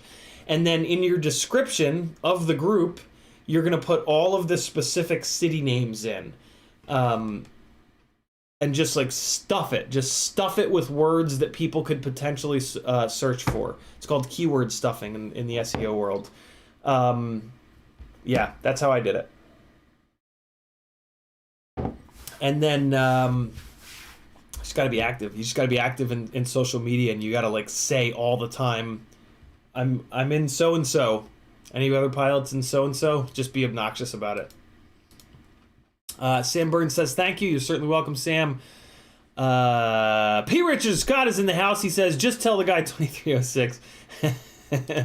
Yeah, in my opinion, 2306s are better than 2207s, but that is just my opinion. There are people that are diehard 2207 fans. 2207 is the F60. For anybody that doesn't know, the insane T-motor naming convention. F40 is their 2306. F60 is their 2207. I think 2306s are better. Cool. Caught up on chat. We can do some more work. Next up, we're going to swap an ESC. No, we're not. I do not have it in me to swap the ESC on this. Instead, I am going to clean up the solder joints on this apex that Jesse Riley from Australia won a few weeks ago, so that I can get it sent out. And I also need to put a couple of spacers in here. So yeah, I've been dragging my feet on doing this because I've had a whole bunch of other stuff going on, but I am starting to get caught up, which is kind of insane. But I'll never actually be caught up. I'm just a little bit more caught up than I was a little bit ago. And that's all it takes sometimes. I do have one more of these that I'm going to be doing a giveaway with for FPV Exchange that they sent over to me for you guys, which is very kind of them. Just yet another reason that you need to be on FPV Exchange, because if you win one of their $400 builds and you're not even using their website, boy, are you going to feel like a jerk, aren't you? Yeah, I got to do that giveaway for the last one. It's I just got to figure out the logistics of it. I'm not just going to do it like a regular giveaway like I did with this one. I'm going to force you guys to kind of work for it a little bit more. So I'm going to nix... man, this is really long. I might cut that down. We'll see. We'll see. Oh my God, the M5 nut or M3 nut driver is already coming in hugely handy. Look at that. Wow. So worth it. Okay, cool. So this is an Acon F7. And this is an Acon AK32. No, it's not. It's a T-motor Velox F45 V2. Very cool. So that's why that was sitting up like the way that it was, because these wires are standing up real tall here.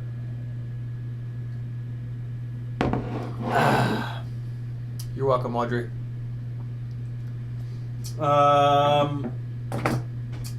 Okay. So we've got a big ESC with a big old heat sink on top.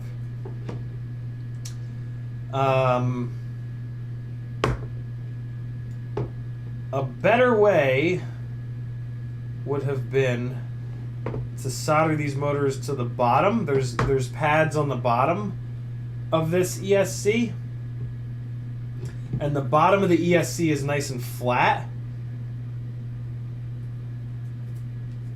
which would have kind of like hid these wires a little bit better.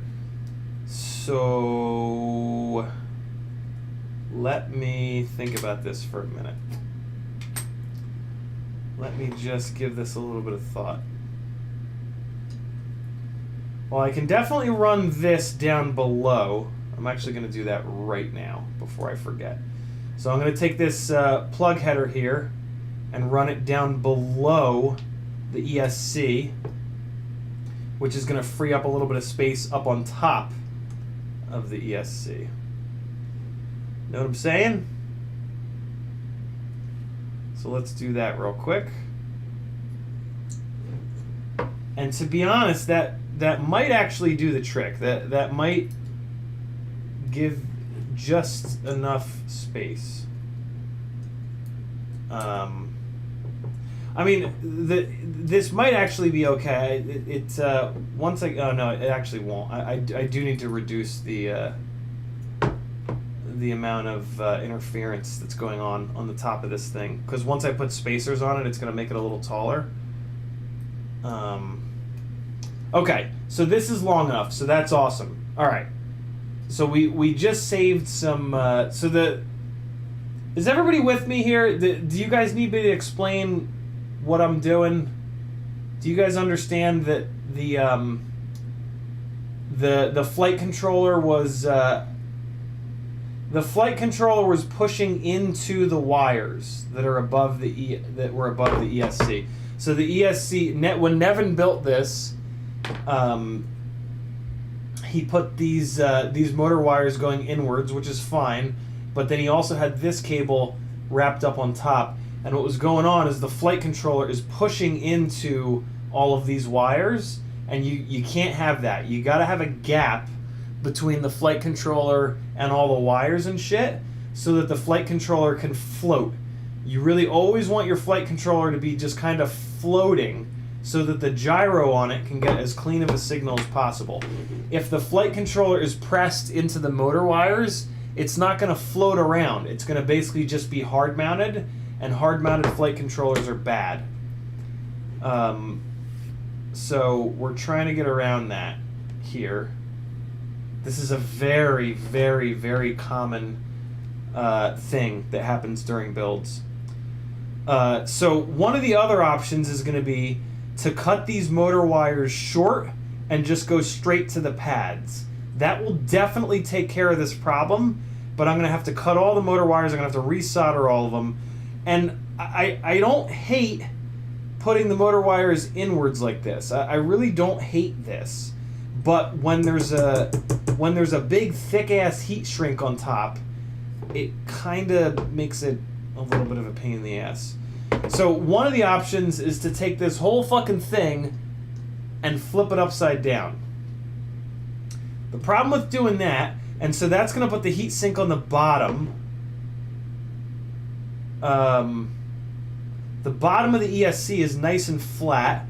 I'll then be able to lift this guy up a little bit and slam the flight controller down nice and close. You know, I might actually do that.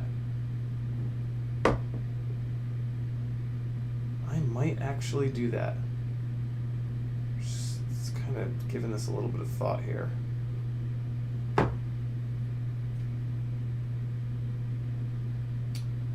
I also need to check this wiring pin out.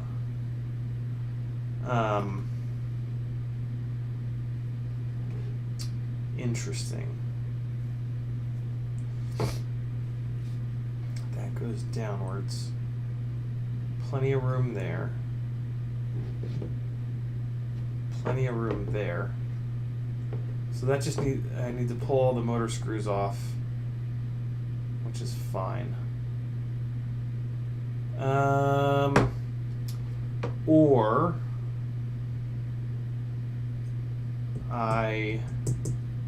what's the other option? The other option is desoldering the motor wires. Well, let me check something real quick here. Yeah, these motor wires are too thick. Motor wires are too thick. They're hitting this flight controller hard. So, okay. What are we gonna do here? If I flip this over, flat top, motor wires push into the bottom, I probably need another little spacer there. But that's actually gonna be kind of fine. Yeah, you know, I'm actually gonna do that. I think I'm actually. But also, that'll put this capacitor on the bottom, which I kind of dig. I'm kind of cool with this capacitor being on the bottom.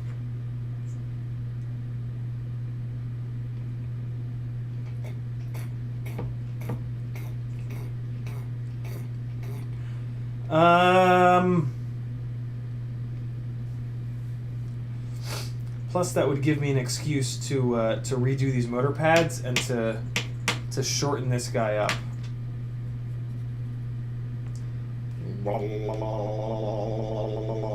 But see, the problem is this is going to someone that I don't know how they build, so they might actually want the XT60 out the back here. But the problem is this is really heavy. This long 14 gauge wire is very, very heavy.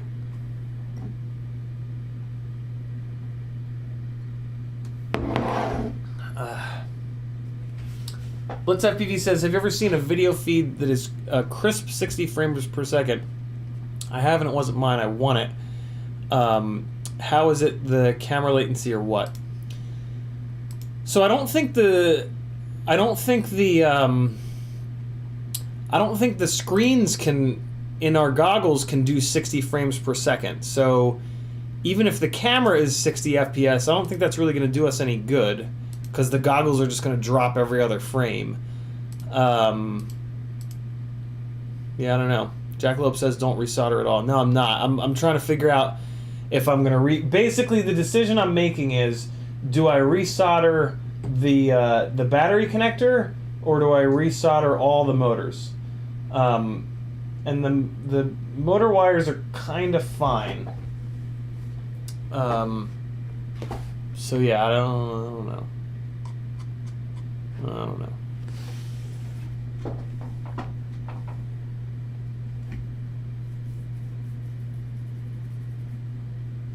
I mean, the other thing is our eyes don't see 60 frames per second. Our eyes only see 30 frames per second. But I know there's all kinds of gaming research that says that 60 FPS is better. So I'm not going to try to argue with that.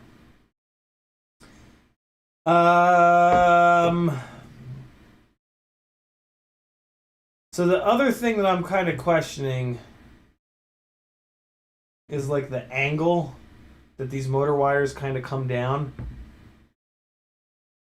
The problem with doing it this way is that the motor wires kind of come down at a funny angle. Nevin did a really good job though at getting clean solder joints here and getting the motor wires flat on the pads. I'm just looking at these with a 5x loop here. Just bear with me, boys and girls. Yeah, I mean, I really don't think that I do want to touch this one up, but yeah, I think I'm gonna flip this fucker upside down and then touch just this one pad up, this one motor wire up rather, and then just flip this whole shit upside down. So let's get that going. I'm sad that I'm going to have to peel his orange electric tape off. I don't have orange electric tape.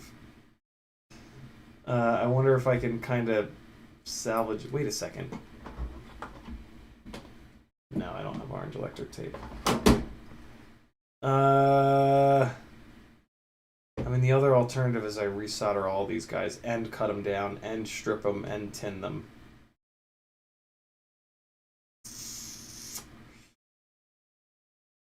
Yeah, I'm flipping it upside down. Flip it, bitch! Looks like I might be able to salvage this electric tape. It's still kind of sticky. Put it on the side of the desk here. We'll see. Maybe. Maybe it's reusable.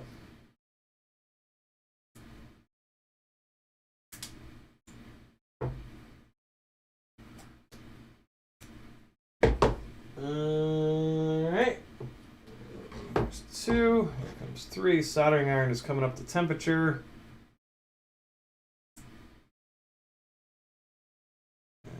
Okay.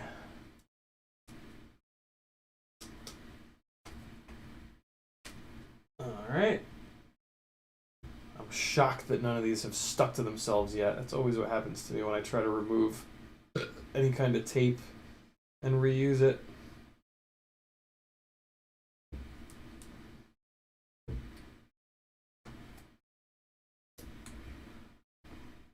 Okay, electric tape is off. Where's that one that I wanted to touch up? Is it this third one over, I think? Yeah, it's third one over. I just want to add a little bit of solder to it. I'm going to hit it with some flux. Just going to put some heat on it, put some extra solder into it, and it'll be right as rain. So it's this little guy here. I'm actually just going to put a bunch of solder on the tip of the iron. and just push it in there, and just use the tweezers here to kind of hold it in place, and it's going to be completely fine. There we go. There we go. Everything is melting. Give it a second. Much better.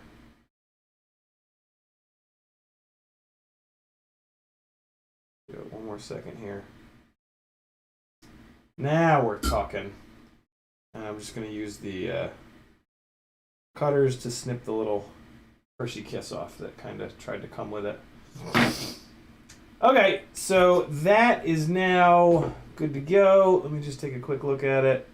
Oh yeah, much, much, much better. Cool. Now the strands of the wire are completely encapsulated, and that's going to be a nice strong solder joint. It would have probably been fine the way that it was, if I'm completely honest. But, you know, no reason to not spend 1 second touching that up. There's now a sharp edge on it. I'm just going to round off the sharp edge just real quick like this. Soldering iron feels like it's at a low temperature. That's because it is. It was still turned down from the Tiny Whoop Adventures the other night. Coming up to 700 degrees. Now it's going to melt this down quite perfect. There we go. If you ever, if the solder ever has like a sharp edge on it, just keep the tip of the iron moving, and it'll just barely melt it, and then it'll just round it off, and it's just a little hack. Just like it's a little hack, just like me. Okay, let's get this thing flipped over, which is going to require removing all of the motor screws. Dauntless just broke an Azzy prop. Yeah, those Azzy props do that. They break all the time. That's why I don't run them. They're so fragile. They perform really well, but the biggest problem I had with them, I couldn't even get the Azzy props installed without breaking them. They would break when I was putting them onto the motor shaft, or at least they would bend. So yeah, I gave up completely on them, which sucks because yeah, they do perform really well. They don't have anywhere near the pitch or thrust of the Gemfan 4 blades though, so it's kind of fine.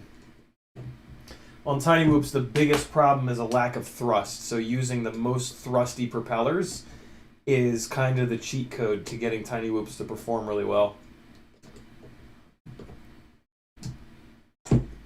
Nevin cranked these down really nicely, so I'm just going to use the MIP driver to crack them free, and then I'll come in with the Weeha, which is a lot faster of a driver, to zip them on out. So let me just crack all these real quick. Nevin actually tightened these perfectly. This is the perfect amount of tightness that he put on them. Not too tight, but tight enough to not back out. All right. And so one of the tricks is you only back 3 of them all the way off. You leave 1 of them in so the motors will hang on to the ends of the arms. And then when you're ready to go, you crack the last one off of all 4. Otherwise, you're going to have motors bobbling around and just generally being annoying as hell.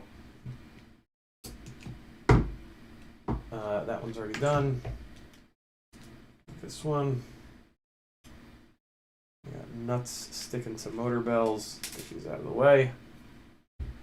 Ram Donko's in the house. He says, 1 burger left in the fridge. Jive and direct. Peace and love. Dauntless FPV says, flying brushed whoop and essentially a concrete bando at Camo Basement. Nice. Tommy Rockinen says, check PayPal. I hope you're doing well, bud. Building Ripsqueak number 2 here. All right, give me 1 second, brother. Why am I usually have my mail scrolled up to the top so that it'll, so I can see new things that come in, but I appear to have forgotten to do that. Oh no, I was looking up the Canadian order. Dan am Tommy Ronkanen with a $35 PayPal super chat. Thank you, brother. Very, very cool of you. Let's get this gear fund updated here. We're going to do some math. The 6 is going to become a 9. The 5 is going to become a 10. And then that 5 is going to become a 6. Look at this. $1,600. Dude, thank you, man. Very, very kind of you, Tommy. Very, very generous. He says, for that new M1, buddy. Awesome, dude. Thank you, thank you, thank you. You guys are the best. Happy Friday, by the way, I guess. Is it Friday? It's Friday. My weeks don't have any structure anymore.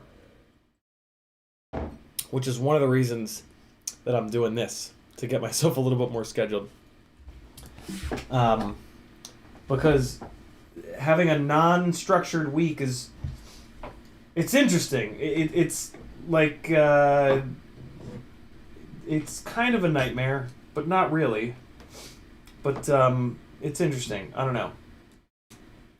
I'm trying some different things. Trying to just figure this whole living alone thing out. It's really fucking me up.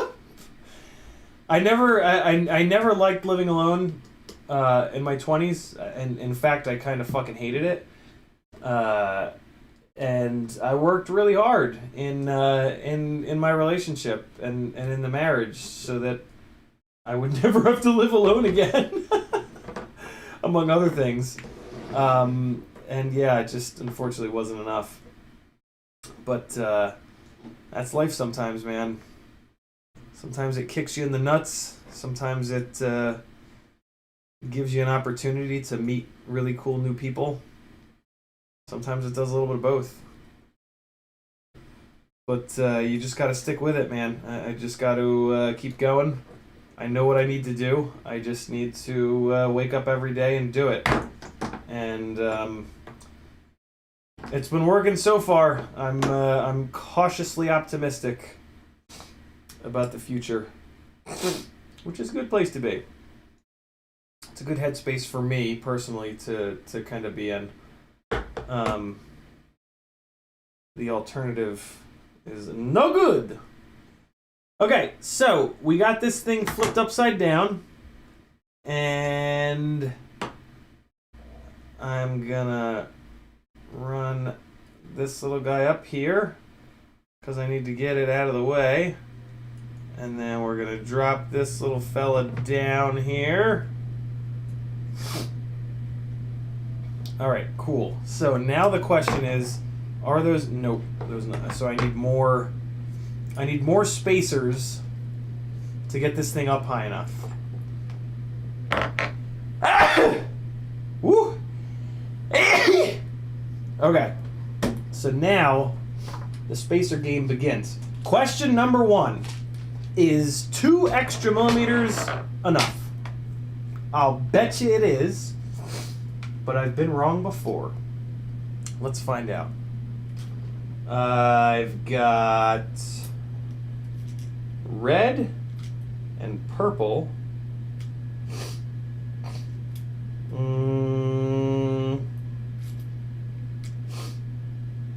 And red and purple.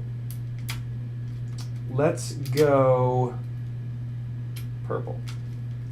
Come out of there. Come on. These guys are 2 mil. This guy is 2 mil. Cool.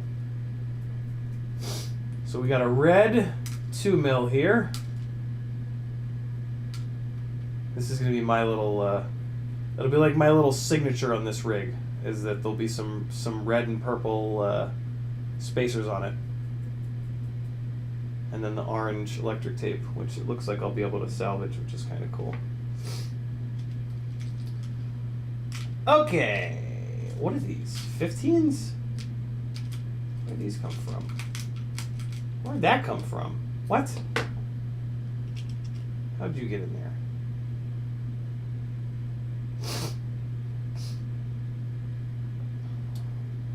I hope I don't have another allergy attack. An hour and 38. Bot Grinder's coming up soon. You guys excited? not looking like I'm going to get everything done that I wanted to get done here tonight, but that's okay. I'm going to jump in the shower after this and go downtown and see what's happening. What do you think of that, world? Okay, so I've got a purple, a red, and a purple. I'm going to put red on one side and purple on the other side. I used to do that with my Miata. I would put black wheels on one side and silver wheels on the other. So like depending on where and how I parked it, the car would look totally different from one side versus the other. It was kind of cool. It was also because I broke one of the spokes on the silver wheels at an autocross, and it was at a time where you couldn't get those wheels anymore. They were in such high demand, you couldn't get them. So it was, yeah, it was kind of funny. It was out of necessity, but then once I did it, I was like, dude, I like this. I'm gonna do this like in the future. So like in the future, whatever car I end up with, I'm only gonna plastic up one side, and that way one side will have black wheels and the other side will have silver wheels. Plus, then you know when I'm running away from the cops, they'll be like, so and so car with black wheels, and then some other cop will pull me over and be like, oh no, you got silver wheels. Never mind. Move on along. Move along, murderer. Okay, is that enough spacer? It sure is. On this side, at least. Let's check the other side. Oh, nope. Hold on. Get in here. Get in here. Well, buddy. Okay. Oh, what the hell's happening on this side? There's a real log jam on this side. What the fuck? Log jamming. Why won't this sit down? What? What the hell is it hanging up on? Nothing.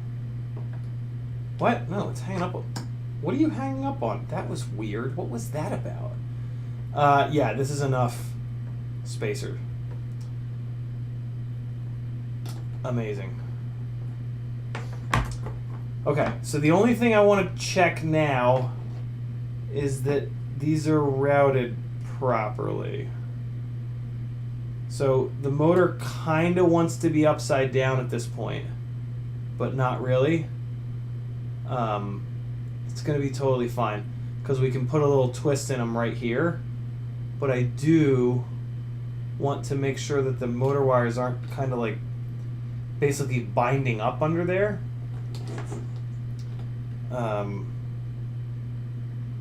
And crossing over themselves, basically, is what I'm trying to keep from happening. So if I push that one down and I pull this one towards me, it will not work. Where's that wire? Oh. They got soldered up. They got soldered up, not to the... Yeah, I see what's going on there. Interesting. Interesting. Well, it kind of doesn't matter, because there's... Yeah, it actually 100% doesn't matter, because these are moving here, and that means there's enough room. So this is completely fine. Yeah, alright, we're good. And then I'm going to put another set of spacers up here, although, shit, I don't even need to. I can just drop this straight down. There's plenty of room on top here for the flight controller to clear. Very cool. And then let me check one last thing before I move forward with this.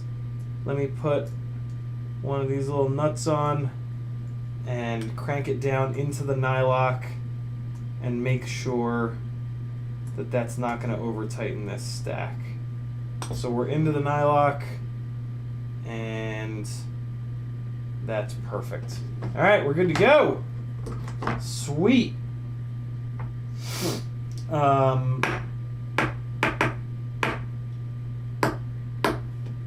Todd Tube says, "What's up, buddy? Are you coming to the Flow State showing?" I am, Todd. Joshua let me know that I've got one of the since I'm in the damn thing, I guess, a bunch of times. Yeah, they've got a seat reserved for me. If any of you guys are going to the Flow State showing, make sure that you message me and let me know. Tell me your real name, tell me your YouTube name, and tell me how to get in touch with you. We are going to all go out and fly beforehand, and depending on how many of you there are, maybe we can hang out here afterwards. Although I know that Joshua is looking for a venue that can hold 140 of us after the screening. I was no help. He asked me if I knew of any, and I was like, I have no idea.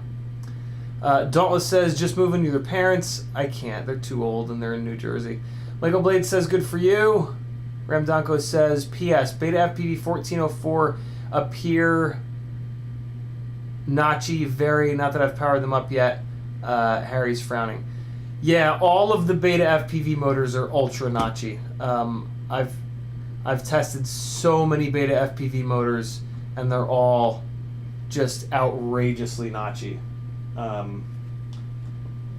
Beta FPV just doesn't give a fuck about anything, it seems. They don't pay attention to anything that any of the feedback that we give them, they don't pay attention to it. It's really frustrating. But I digress. I mean, they're allowed to do that. They're allowed to not give a shit. It is what it is. But none of us that care about how our rigs fly are going to order anything from them. So that's, they made their bed, and now I'm going to sleep in it. I don't know what that means. All right. Let's start whopping these motors back on, and then we'll wrap this thing up in a little bit here so that you guys can all go enjoy some butt grinder. Some butt grinder. Am I right? Am I right? You know I'm right.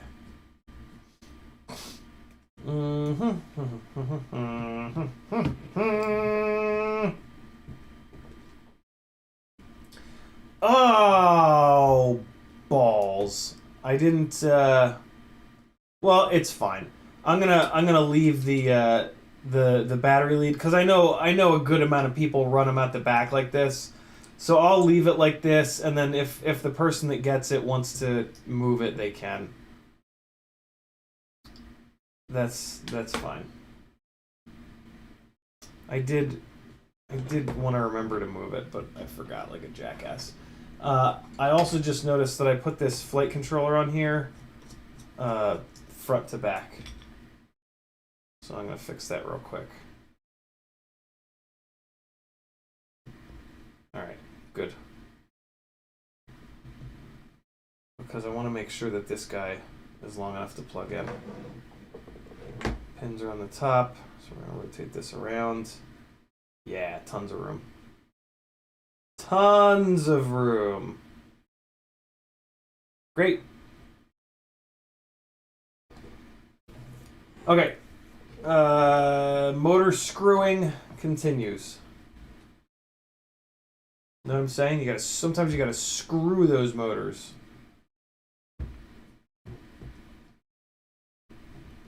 All right, we got that. We got that. And we get these guys just barely screwed on as well. And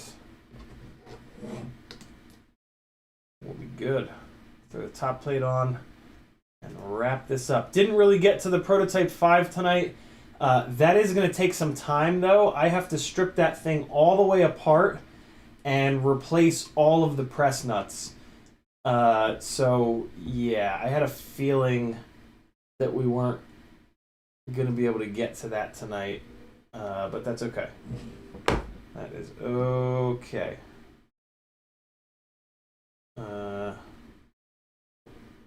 Turn this motor this way. Yeah. We got the glide done. Switch to motor bell, and now we get the apex done. I'll just move remove Prototype 5 from the title of the stream. Bob Noxious says, head to the shop, welder's calling, equipment, fix itself. Always a pleasure hanging in the collective. Thanks for hanging out, Bob. Always good to see you, man.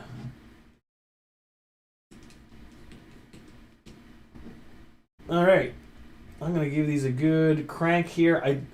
It feels like Nevin also used Loctite on these, which is extra awesome.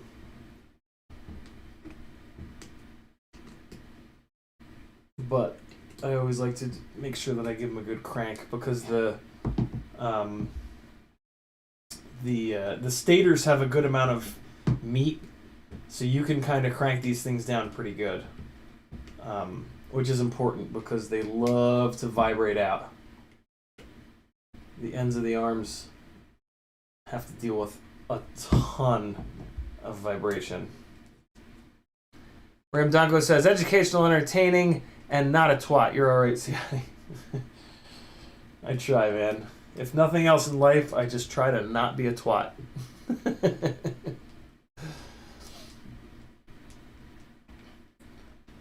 Just as a, you know, a general rule. It's always a good rule to have, you know? Don't, or as Will Wheaton beautifully puts it, my absolute favorite, don't be a dick. That's like the one saying of Will Wheaton's that kind of like just defines him and his whole approach and to life. Just don't be a dick. Do whatever you want in life. Just don't be a dick. Nice and simple. Nothing crazy. You know, you don't have to do yoga. You don't have to meditate. You don't have to do any of these things. But just don't be a dick. And then the right people will be cool with you. Basically. It's pretty straightforward. Man, I'm glad I'm coming in with this MIP driver. There's like an extra half a turn in some of these. When it gets hot in this room, and my hands get a little bit sweaty, I have a really hard time with the WeHot driver getting any kind of significant torque on it, which is kind of good. That's one of the reasons that I like those WeHot drivers is that the handles are so narrow that you can't over tighten stuff with them. So like there's certain situations where I will only use the WeHot drivers so that I make sure that I don't over torque stuff. But these motor bolts, I'm not worried about that. These motor bolts, I would rather absolutely hammer them to hell than have them be a little bit too loose and start fucking falling out. All right, now we're in business. And let's see how this orange electric tape fares. Drop it down like that. Ah, my hair is caught in the light. My hair is caught in the light. Guys, I'm getting my hair cut tomorrow. What do you think of that? You excited? It's going to be short. Thank fucking God. It's getting hot here. And, man, it's like long hair plus heat is no good. Women are outside of their minds with that long hair.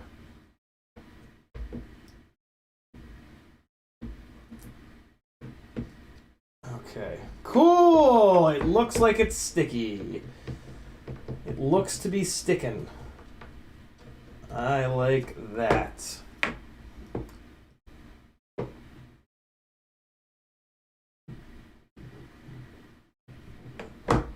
Let me throw these nuts onto the flight controller while I'm at it. And then I think the last thing I'm going to do on this is put my tune on it, which should be totally fine. I've never tuned an Apex rig, so I am taking a little bit of a chance, but my tune is not aggressive at all. Like, if this frame doesn't work with my tune, then this frame shouldn't be like if any frame doesn't work with my tune, then it shouldn't even be sold. And like the Apex frame is a great frame. It'll be totally fine. It'll be fine.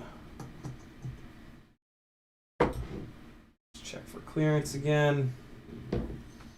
One more time real quick here. It's a little close. It's a little close.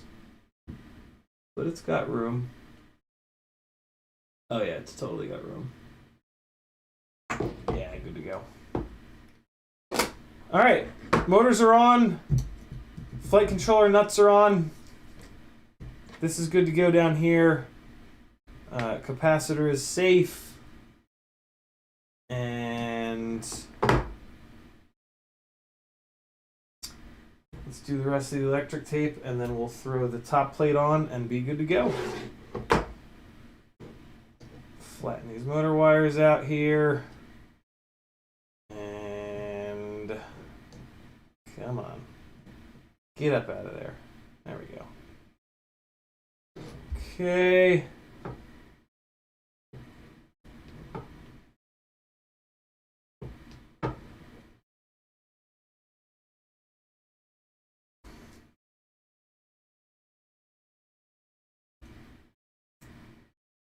Wow, this electric tape is totally fine.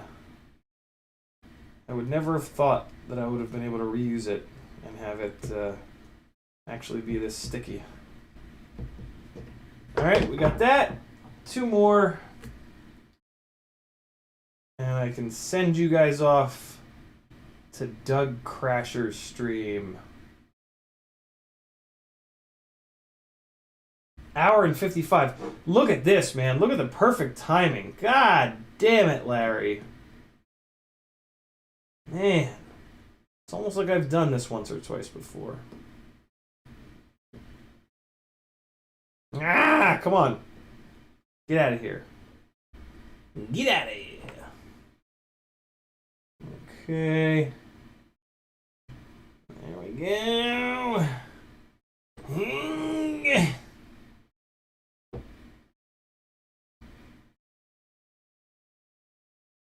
All right. On the front there. And good to go. Last one.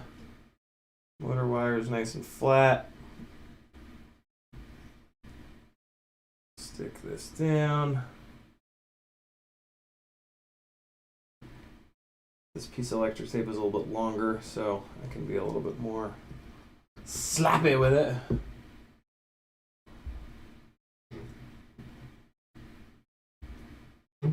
And there we have it. Reusing electric tape so that we can keep some FPV Exchange orange on this giveaway Apex that was won by, was it Jesse, I think, in Australia. Look at that! Cool. Camera plates go like that and like that, I believe. Yeah, it's the only way that they'll mount. And then top plate, and we are good to go.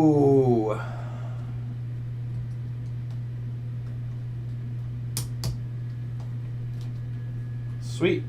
Got a little bit of red and purple on here. Nothing wrong with that. Why do I feel like I have extra screws? That looks like more than 8 screws. No, we're good. That's the right amount. Okay. All right.